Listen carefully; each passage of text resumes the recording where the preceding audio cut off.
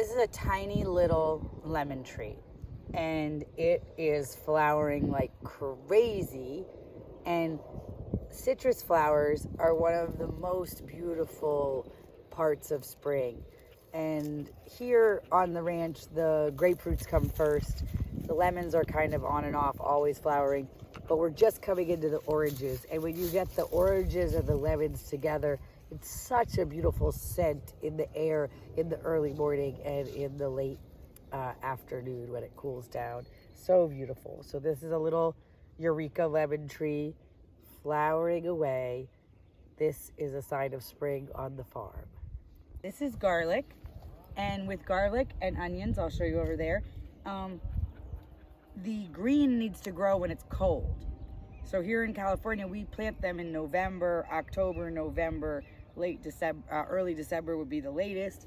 And because you got to get enough greenery that when the heat comes, that's when they ball up.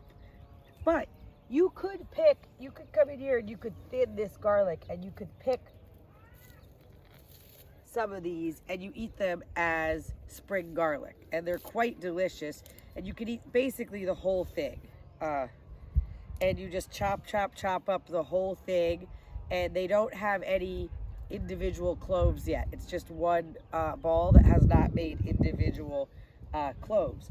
The other thing that we sometimes pick to make spring garlic is where we accidentally planted more than one clove together, and you can see they look a little bit deformed, and you can pull those up and use them as spring garlic because they're not going to form a proper clove. Well, actually, this one is not what I thought it was. I thought because of how many of these were coming, but this will make a good spring garlic anyways. Last year, we had a situation where nobody broke apart all the small cloves, and we had many, many weird deformed garlics, but it seems this year we don't have very much of that, so that's excellent. But this garlic could be eaten just like garlic is eaten. You'll chop it up, and it's quite beautiful. And you can eat the green part, and you can eat and it's throwing a, oh, it's not throwing a flower yet. It's just coming out here. And so this green part is going to give the plant the energy to make the ball. Oh yeah, here it is. It is. So see this? There was two pieces of garlic that were planted together. And so this won't form a proper, this one would just continue to grow and make a proper garlic head. This one, there was a little one attached, or maybe two little ones attached to another one. So if this was let to continue to grow, this would try to make a bunch of heads, and this other piece right here would try to make a bunch of heads, and what you would get is a very oddly deformed large head in the middle with little heads around the edge. So these are excellent ones to use for spring garlic because they won't form a head that you would be able to store anyways because it's going to be deformed. So I thought that's what it was, but then I doubted myself. So these are all excellent spring garlic, and sometimes we have to slow down at the farmer's market selling the spring garlic because people love it so much. And we're like, wait, if we don't let it mature all the way, we're not going to end up with any garlic to store. But another sign of spring is the garlic starting to head up and not just having the greens, but also having the heads. Like with onions, just like with garlic, onions also need to grow all the green in the cold season and then use the green to make the energy in the roots to make the ball when it starts to get hot.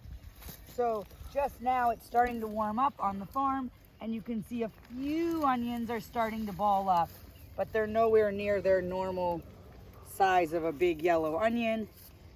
But you can see this is a spring onion. You can pick it this way and you can eat it just like this, and you can also eat this green onion part. We're gonna put that back. It's ladybug larva. But if you look in here, we're very pleased. This is our first our first onion planting, and we're very pleased with how they're starting to ball up and form balls. And next to it, we have leeks, And leeks, unlike garlic or onions, can be planted year round, and you just got to pick them before they get woody.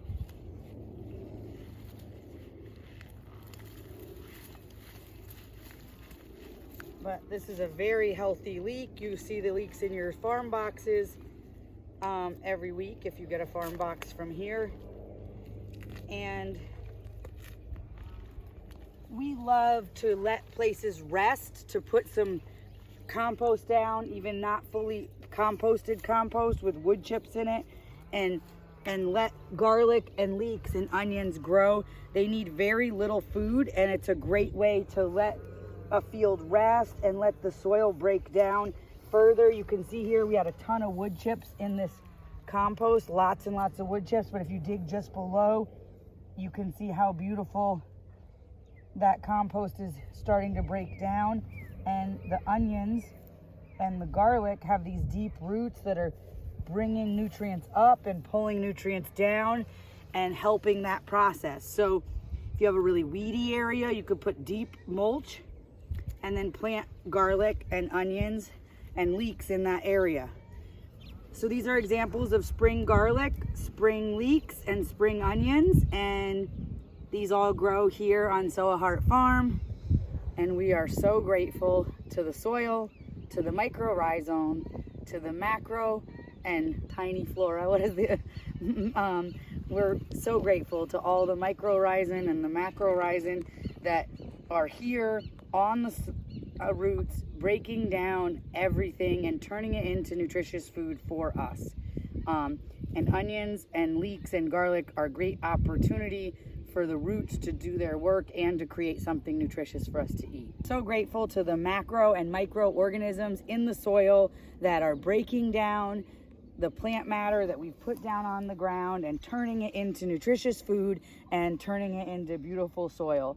And we're just so grateful to be in partnership with the microorganisms on this planet and be in partnership with these vegetables and be in partnership with this land, trying to create the highest quality food for you and your family, and trying to inspire people to know that food sovereignty is available and it's something that we should all strive for. Let's decentralize the food system and let's be self-sufficient.